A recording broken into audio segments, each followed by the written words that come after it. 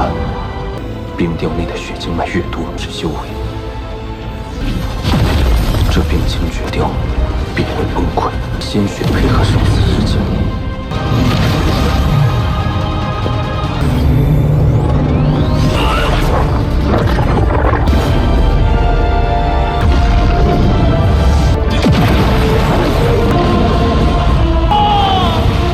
派护国之力，以生死！来呀！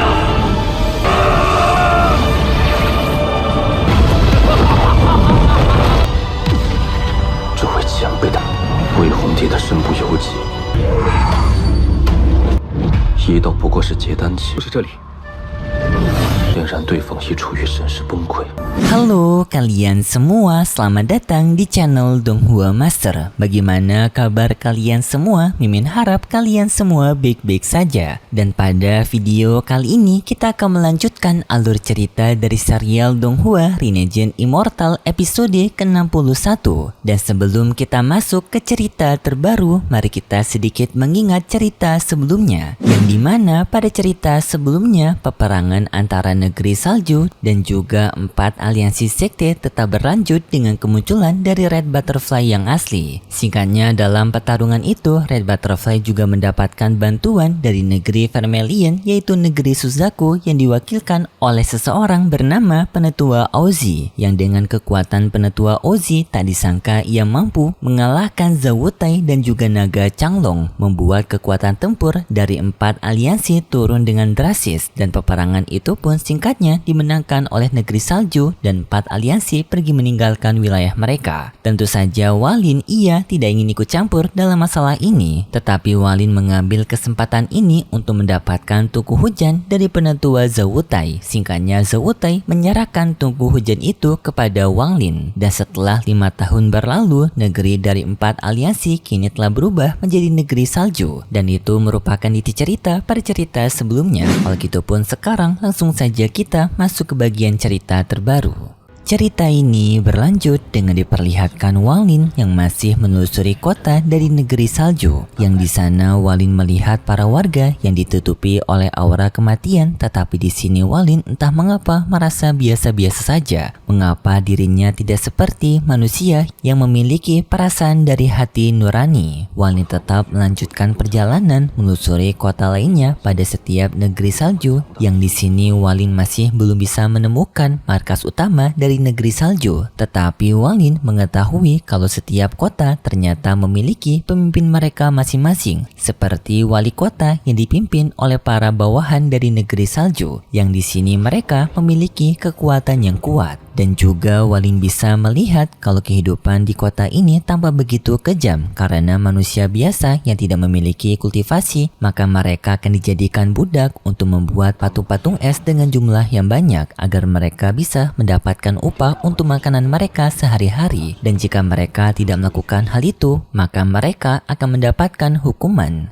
Jadi melakukan bisa mendapatkan makanan dan tidak melakukan malah mendapatkan hukuman, membuat para warga terpaksa melakukan hal ini dan tidak bisa membantahnya. Walin juga bisa melihat bahwasanya para manusia biasa ini yang tidak bisa memiliki kultivasi, maka akhir dari perjalanan mereka hanyalah kematian saja. Dan ternyata alasan Walin pergi ke tempat ini karena ia ingin mencoba untuk memahami kekuatan domainnya sendiri, yaitu kehidupan dan kematian. Dan karena kondisi dari tempat ini dipenuhi oleh aura kehidupan dan kematian sesuai dengan konsep artistik dari domainnya Walin, membuat Walin bisa sedikit memahami dari kekuatan dirinya sendiri walaupun harus melihat penyiksaan ini. Walin bisa melihat kalau patung-patung yang telah dibuat oleh para manusia sebelumnya akan diambil oleh pemimpin kota, yang lalu mereka akan memberikan segel formasi kepada patung itu untuk dijadikan senjata yang dapat bergerak seperti patung Medusa sebelumnya yang telah menyerang 4 aliansi kota. Tetapi seperti biasa, Walin selalu ingin mendapatkan keuntungan pada kondisi apapun. Yang di sini Walin bisa melihat kalau teknik penggunaan dalam pembentukan patung salju ini memiliki kelebihan kelebihannya lebih banyak daripada patungnya Walin yang tidak bisa bergerak. Jadinya Walin ingin mengambil kesempatan ini mempelajari teknik yang dimiliki oleh negara salju dalam mengendalikan patung es ini, yang nantinya bisa digabungkan dengan teknik kayunya Wanglin. Walaupun sikapnya Walin sedikit menyebalkan mengambil keuntungan setiap saat, tetapi jujur Mimin suka sikap kayak gini karena sangat realistis sekali. Bahkan Mimin mungkin juga akan melakukan hal yang sama seperti Walin jika masuk ke dunia kultivator. Anjay. Kemudian pun kita berpindah ke tempat dari para penetua negeri salju, yang di sini mereka masih membicarakan mengenai kaburnya dari 4 aliansi sekte yang sekarang masih dicari oleh mereka. Tetapi juga di sini mereka membicarakan mengenai sebuah metode yang dimiliki oleh negeri Suzaku yang sekarang sedang dibicarakan oleh Hong Die yang merupakan Red Vermilion. Intinya negeri Suzaku memiliki sebuah teknik yang dapat untuk membuat seseorang menerobos ke tingkatan dari transformasi jiwa, tetapi memiliki minusnya yang dimana transformasi jiwanya hanya akan mentok ke tahapan awal dan tidak bisa naik lagi, dan juga kehidupannya hanya akan bertahan selama 100 tahun saja.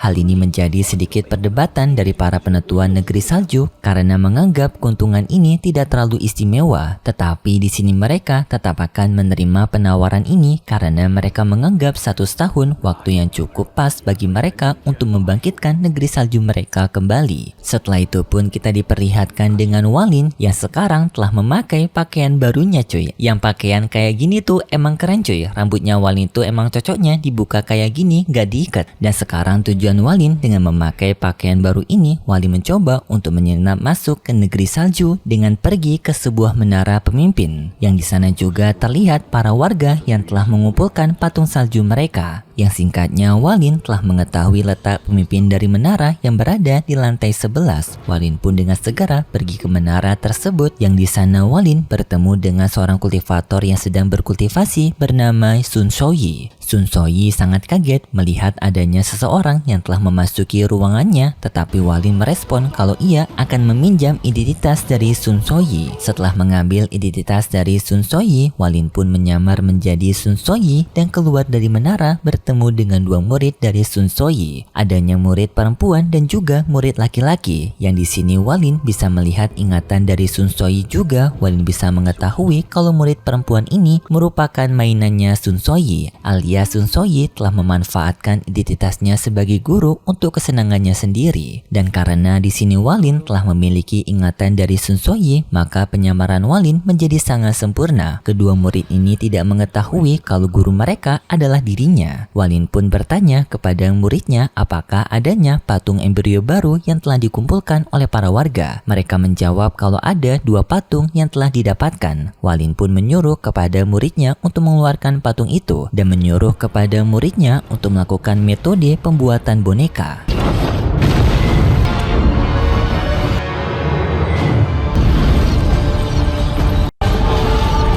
Murid itu menuruti perkataannya Walin. Ia pun memulai metode pembuatan boneka kepada patung salju itu dengan mengirimkan 9 inti meridian ke patung tersebut. Yang di sini Walin juga mendapatkan ingatan dari tubuh yang ia ambil mengenai metode ini. Yang kegiatan selanjutnya adalah dengan menggunakan metode rahasia yang dimiliki oleh negeri salju. Tetapi di saat itu tiba-tiba saja si murid perempuan ini ternyata merupakan murid nakal. Yang di sini ia mencoba untuk menggoda Walin dengan mengatakan kalau nilainya sekarang di akademi sedang menurun dan ia meminta bantuan kepada penetua Sonsai alias Walin yang menyamar untuk menaikkan nilainya dengan cara bersenang-senang. Anjir, dikirain korban ternyata malah pemain, dan mohon untuk tidak dilakuin karena ini merupakan tindakan tercela. Karena ini merupakan Walin pun memberikan respon dingin, yang hal itu membuat si murid perempuan merasa bingung dan mencoba untuk menggoda lebih dekat lagi kepada Sun Shoyi. Dengan cara ia mencoba untuk mencium Walin. Walin merasa tidak nyaman dan langsung memberikan aura penekanan, membuat murid perempuan ini pun terpental. Kemudian pun murid laki-laki melanjutkan proses untuk membuat boneka dari patung salju itu, tetapi tak disangka ia mengalami kegagalan.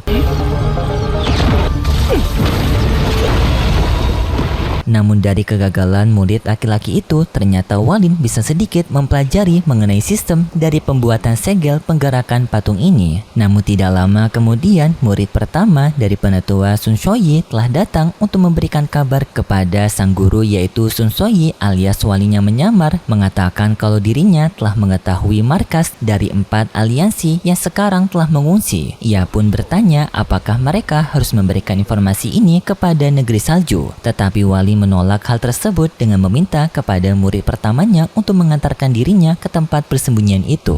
Singkat cerita, murid pertama pun telah mengantarkan Walin ke tempat persembunyian dari 4 fraksi aliansi, yang di sini Walin bisa melihat kalau pegunungan di tempat tersebut memiliki formasi larangan. 是这里，令让对方一处于神识崩溃，甚至还有几分化神不。 Yang mencegah orang asing dapat memasuki tempat tersebut, dan Walin sadar kalau tempat ini merupakan markas dari 4 aliansi sekte. Walin pun menyuruh kepada murid pertama untuk menunggu dirinya di luar, sedangkan dirinya akan masuk ke dalam. Mendengar hal tersebut membuat murid pertama merasa aneh kepada gurunya karena tidak biasa gurunya mengambil resiko sendiri. Biasanya ia tidak berani untuk mengambil tindakan seperti ini. Kemudian pun Walin memasuki gua tersebut, yang setelah masuk ke dalam gua itu, tiba-tiba saja Walin mendapatkan serangan tiba-tiba dari seorang pemuda. Untungnya Walin dapat membelokkan semua pedang itu mengarah kepada pemuda itu secara langsung.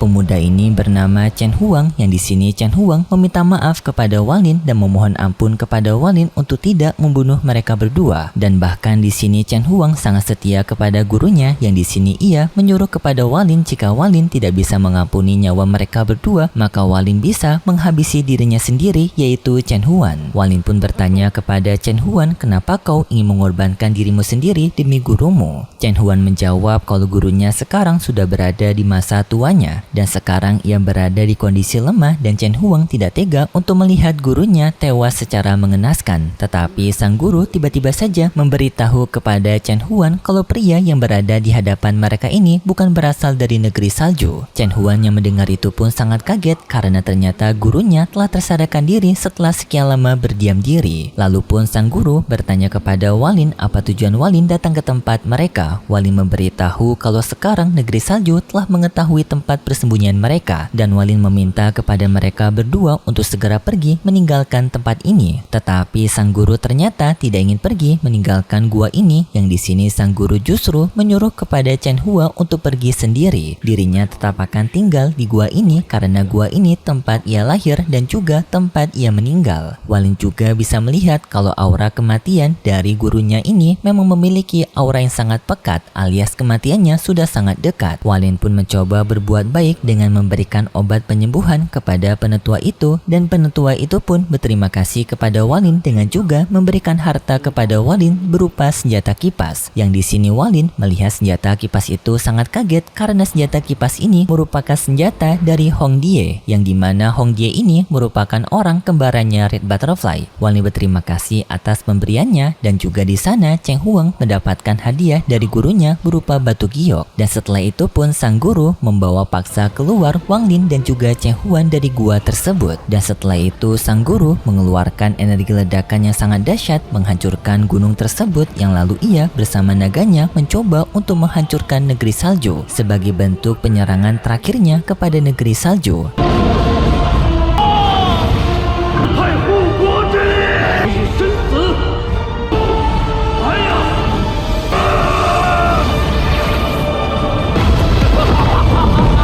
Tetapi sayangnya serangan dari sang guru tersebut sayangnya tidak bekerja kepada negeri salju karena dilindungi oleh para kultivator yang sangat kuat, membuat penyerangan dari sang guru pun menjadi sia-sia. Tetapi setidaknya ia telah meninggal dengan cara terhormat bagi dirinya sendiri. Kemudian pun 3 tahun telah berlalu, yang di sini Walin sudah memahami sedikit dari teknik pengendalian patung boneka dari negeri salju. Dengan Walin juga mencoba untuk memodifikasi teknik tersebut agar cocok dengan kekuatan Walin, yaitu dengan menggunakan metode darah, yang sehingga pada akhirnya Walin dapat membuat patung saljunya sendiri bergerak seperti dimiliki oleh para negeri salju, yang patungnya ini merupakan patung naga. Anjay, ciri khas Walin banget cuy.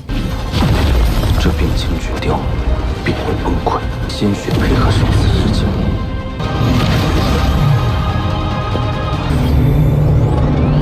Dan setelah mendapatkan segel pengendalian boneka, Walin merasa puas dan berniat ingin pergi dari negeri salju dengan Walin juga mengembalikan tubuh dari penetua Sun Soyi sebelumnya. Yang di sini Mimin bingung kenapa Walin gak ngehabisi saja si penetua ini ya. Padahal si penetua ini tuh ya bisa dibilang bejat gitulah. Tapi ya udahlah ya setelah Walin. Kemudian pun Walin pergi ke teleportasi Arai yang di sini Walin akan mencoba untuk memahami kekuatan domain hidup dan matinya di negara asalnya yaitu negara Zhao. Dan setelah itu pun cerita dari serial Donghua Renegein Immortal episode ke-61 bersambung. Kalau gitu pun terima kasih buat kalian semua yang sudah menonton video ini sampai akhir. Jika kalian suka dengan video kali ini bisa beri like serta subscribe dan sampai jumpa di video selanjutnya. Dan mohon maaf jika kalian mendengar suara hujan di tempat Mimin lagi hujan soalnya cuy. Kalau gitu pun see ya.